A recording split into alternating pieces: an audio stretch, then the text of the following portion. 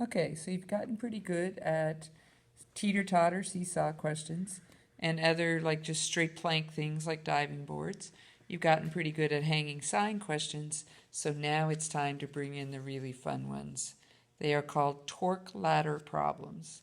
So in these problems, there'll be a ladder leaning against the side of a house or a tree or whatever, a building of some kind, okay? So it'll be leaning like this.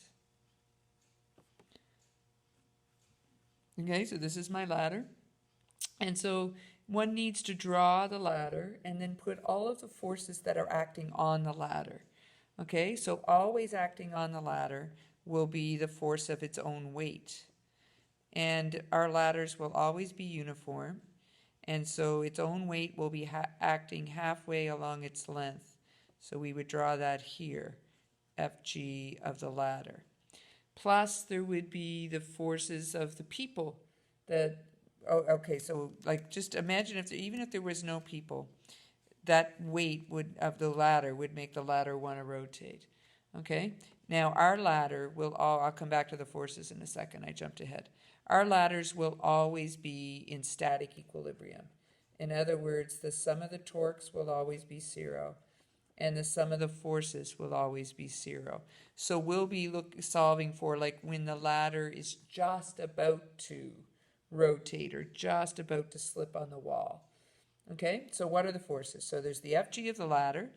There's the weight of the people that might be on the ladder or person. So maybe a person has climbed like 3/4 of the way up. So then we would draw in the Fg of the person. If there's 2 people, you'd put the other person in. If there were 8 people, you would just keep drawing the FGs. But I jump ahead. Not to 8. I won't do 8 yet. So there's these 2, but also the ground's putting a force on the ladder. Actually, the ground's putting 2 forces. The ground must be pushing up.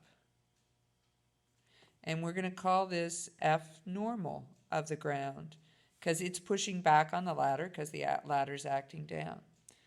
But the ground is also putting a frictional force on the ladder, right? To prevent it, it's a static frictional force to prevent it from slipping. So now the question is, which way is that frictional force acting? And your options are in or out. To answer the question, think about if this ladder slipped at the bottom, which way would it slip? Would it slide out or would it slide in? Hopefully you're all saying, oh, it's going to slide out. So if it's going to slide out, it means then that friction on the ground, so FFR ground, will be acting in. Now I put ground here because whatever the ladder's leaning against is also going to be putting a force on it, right? You lean a ladder against the side of a building, here's hoping that the building is going to push back out, because if it doesn't, your ladder's going to just keep going. So this is F normal, and I usually call it house because that's what the ladder's usually leaning against. So you got to make a distinction between the 2 normals, so ground and house. Now in real life, there would also be friction up here, preventing the ladder from slipping up here. So again, to think of which way would that friction be acting, think of which way would this ladder slip up here if it slipped. It would slip down, so friction up here, FFR of the house, would be going up. Now the good news is, at least in the beginning, doesn't mean I won't bring it in, you're always allowed to assume that this friction is negligible. Okay, so this force won't be here in the beginning. The normal still will be, but we'll ignore the friction up there. Okay, a couple of other things to remember is that or a couple other things to know, is that we're going to have to always probably do some of the torques plus some of the forces in the x direction plus some of the forces in the y direction. It's what makes these questions so wonderful because it uses all 3. Another thing to note is that the angle is always between the F and the R. So it's not going to be necessarily this angle at the base of the ladder, right? If I pick my pivot point down here, and this is usually the easiest spot to pick it, at the base of the ladder, because you can almost imagine the ladder rotating around it, okay? So if I pick my pivot point down here, and I want to do the torque from the weight of the ladder, here's my R, here's my F, so the angle will be here. It's always between the R and the F. Okay, so it's not always going to be this angle that's given in the bottom corner. Okay, a minute ago I said you could pick your pivot point anywhere, and you really can. You could pick it up at the top, you could pick it in the middle. The two reasons that it's easiest to pick it down here, one is because usually the R's are given from the bottom, like the person climbed 3/4 of the way up. Maybe there's 3 reasons. 2, it's easy to see how it would rotate down here. And 3, when you pick it down here, you get rid of 2 forces because both of these pass through the pivot point, and that means both of their R's are 0, which means when you're doing some of the torque, you've gotten rid of these 2, and that's a good thing because then you'll just have torques from 3 forces instead of from 5. Okay, so having said all that, it's probably time to try an example. So example, and this is on the back of the sheet I gave you that we did the first 2 examples on. A 10 kilogram, 5 meter uniform ladder rests against a house. So I guess I need to draw it again. Okay, so here it is. It's resting against a house, so I know my F normal of the house is coming out.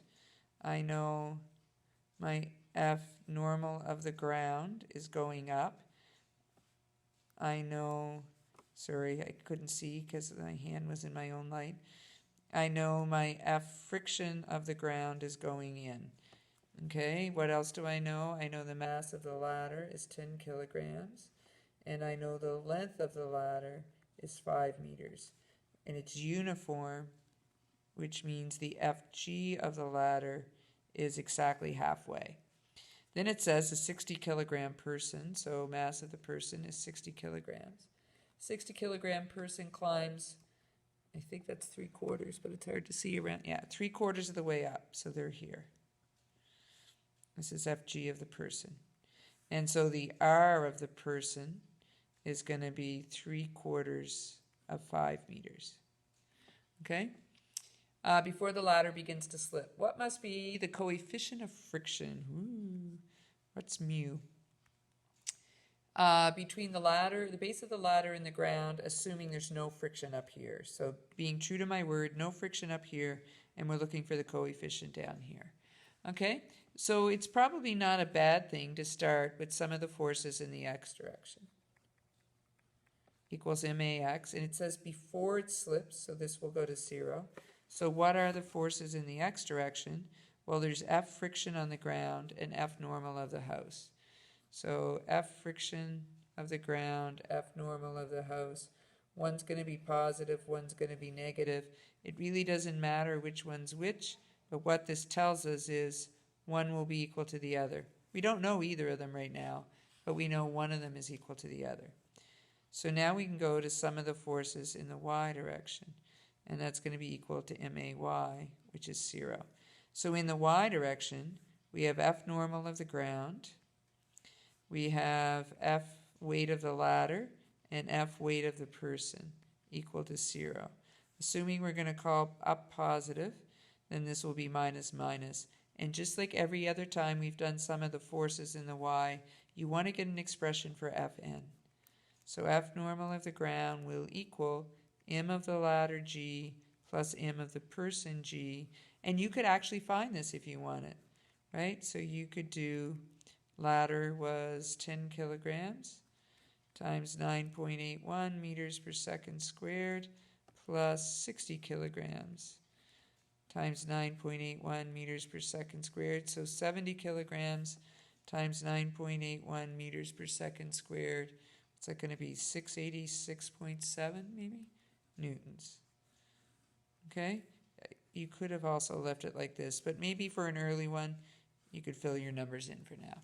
Now we're ready to go to some of the torques. Equal to 0. So a torque from the normal on the ground, a torque from friction on the ground, a torque from the normal of the house, a torque from the person, and a torque from the ladder itself. I'm going to run out of time here in a minute. And then you have to decide where to pick your pivot point. I suggested picking it here, and I still hold that. People often say, but you're trying to find the coefficient. That's okay.